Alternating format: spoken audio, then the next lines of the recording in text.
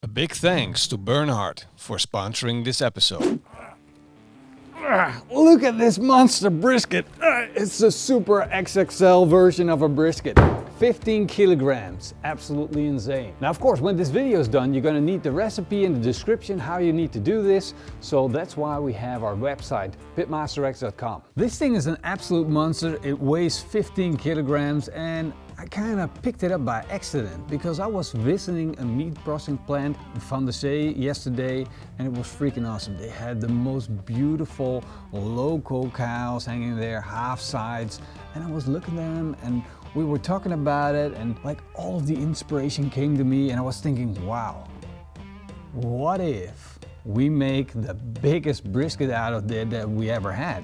And that means that you're not just gonna have that big brisket that lays on top here, but we're also attaching the bones, this whole area. Because normally you would take the brisket from this point, cut it off, and use this part for beef ribs.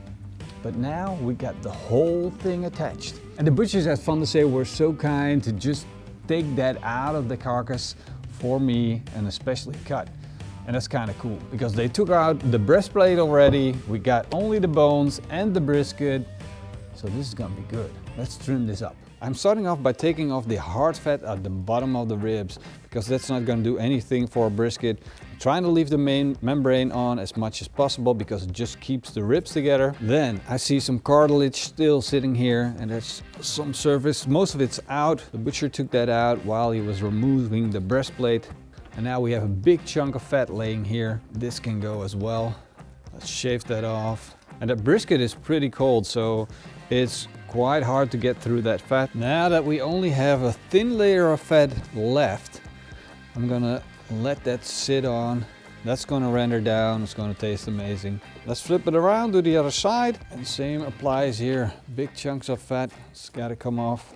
The goal is to trim off as much fat as possible without destroying the whole cut of beef. The more fat we take off, the more room we have to add flavor. So let's make a rub. I'm gonna start with grinding up a 1/4 cup of cacao beans. Then I'm gonna grind up a 1/4 cup of coffee bean. I'm gonna add those to the cacao beans and then it's time to add a 1/4 cup of salt. Of course, I'm using fleur de sel, which is a light sea salt and it's gonna give us a lot of texture. And when you're cooking brisket, you always need to add ground black pepper. Of course, I'm adding my favorite, which is white smoked peña pepper. And I'm adding around a tablespoon. Of course, I'm also gonna add a tablespoon of onion powder and a tablespoon of garlic powder. Now let's mix that up. And you can see we already have a beautiful rub. The only thing that I'm missing now is some paprika powder. And around a tablespoon will do just fine. Now we got that all mixed together. It's time to put some olive oil on a brisket and put that rub on. And make sure you get on as much as you can. That's the way you build up a good bark.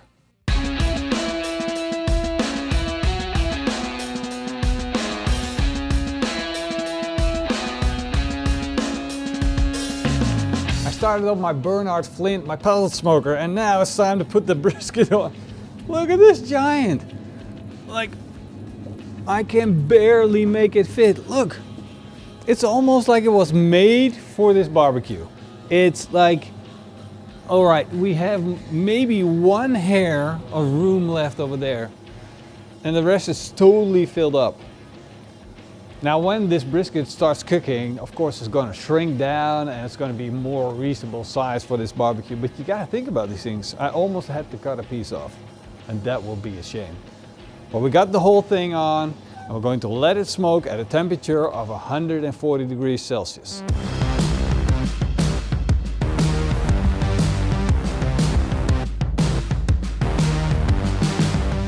I just checked on my brisket and I found that I have the color that I'm looking for. I got that red mahogany color.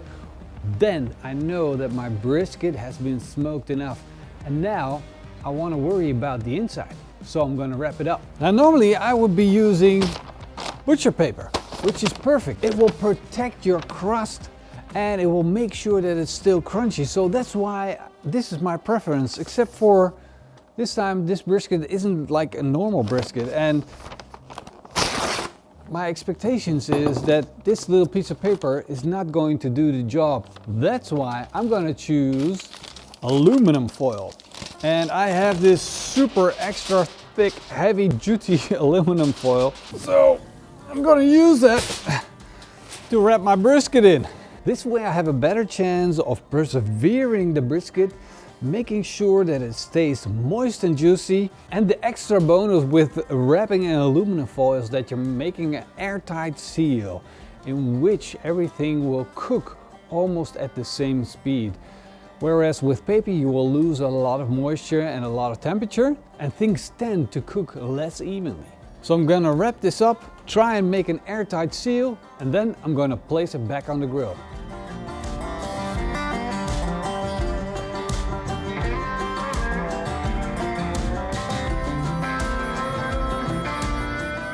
This was a particularly tough cook to do. I smoked this brisket for 8 hours straight, and then I found out that parts of it were fully cooked and the other parts were not. So if I was gonna cook it any further, I was gonna overcook the parts and still have some undercooked parts. So that was the challenge. So I raised it up a little further, and then I decided to stop because I didn't want to go any further than 96 degrees Celsius on the parts because I was scared of drying it out. And then I took it off after 9 hours of cooking, and I stored it. I let it sit, I let it rest. We're now 10 hours in, and we cook it at a temperature of 140 degrees Celsius. Some parts are gonna be 92 degrees core temperature, and some parts are gonna be 96, maybe even 97, even higher, I don't know. But hopefully we're gonna get great end results. You're here with me, we're unboxing this thing, and we're gonna figure it out. This is exciting times. Where is the opening? Oh, I was gonna do like the birthday thing. Oh, not a layer. You thought you were gonna see the brisket, huh? Whoa! Whoa! Huh? Wow! Let me turn this thing around. This is a good looking brisket. Look at this. Oh! That is one insane cool looking brisket. Look at that wiggle that we have here. Wow, and those cool bones sitting down here. That is insane. This looks so, oh. Oh. That is clearly a little overcooked for brisket, but it could, oh wow, it's still a little hot. It could be very well the most tender and juicy part still. This is insane. This is better than your birthday. That's what this is. Let's get this out and slice into it. It's shredding, it's shredding. So let's just shred this. Look at that. That's insane. Like I could just take a piece of this beef and it's just gonna fall apart on me. It is so tender. And look at how juicy this still is. Insane. I was scared that these parts were getting dry, but they're not. They're not dry. I can just, look at that. All these little parts, I can just put my finger, shred that up. I can't wait. I'm just gonna try it. Whoa. That is good flavor. Good amount of flavor. Nice crunchy bark. Nice red smoke ring. This is good stuff. Like I said, I thought like this was a challenging piece to do. But so far, this is looking good. I want to go deeper into the brisket part. So we're going to move away from the ribs and check this out.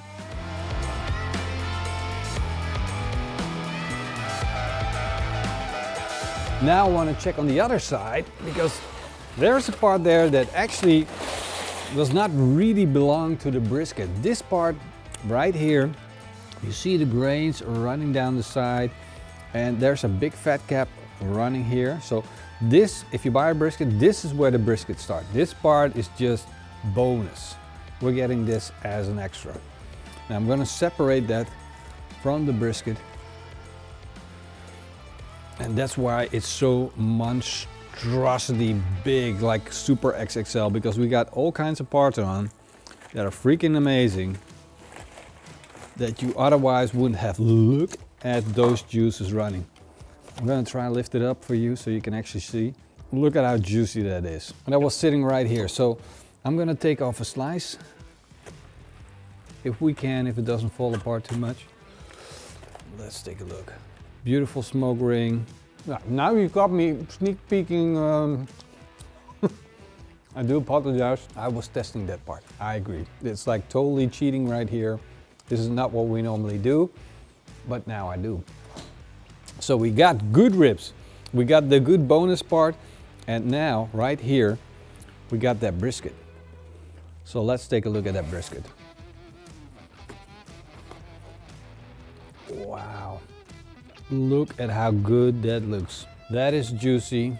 That's just insane. All right, it's maybe a little overcooked for brisket because like, ow, look, we do the finger test. It's like, and it's crazy hot still. I rested it for so long. How's that even possible? So look at that, we got that wiggle, it's good. It's a slight tear, a little more than I'd like to have, but it actually looks really good. Now let's do the taste test. There's one good, freaking good brisket. It's a giant. I need the confirmation here. It's a giant. This is better than I expected. I couldn't have thought of a better result to get with so many different cuts all being attached together. There's not really a part that's disappointing. No. And I told you, like off camera, I told Marcel I'm pretty worried about this one. This was going to be a challenge. You were especially worried about the overcooked parts. Yeah. But it's wiggly. It does its thing. All right, I want to give you this part first. A little bit of crunchy bark and pulled beef.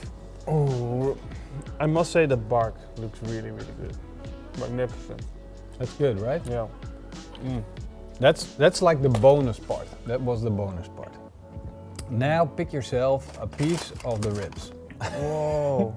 Isn't that cool? No, that's insane. You could put this on a plate and just people could pick at it. So like, I must say, this might be my favorite part of the brisket, even though it's not like really the brisket part.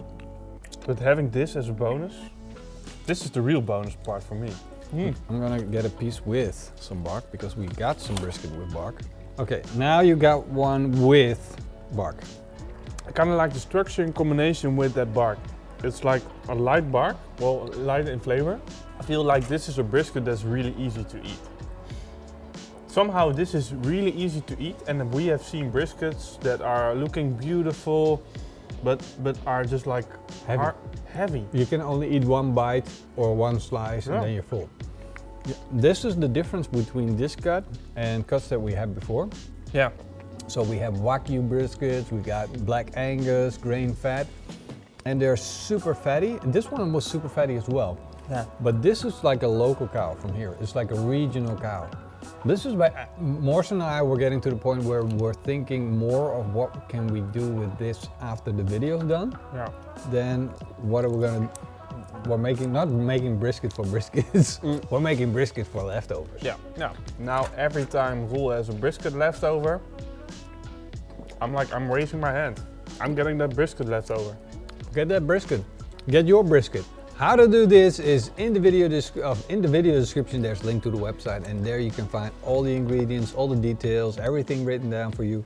So hope you guys enjoyed this. Big thank you to our patrons and the YouTube members. Hope to see you guys again soon. Until then, Eet smakelijk. and keep on smoking briskets.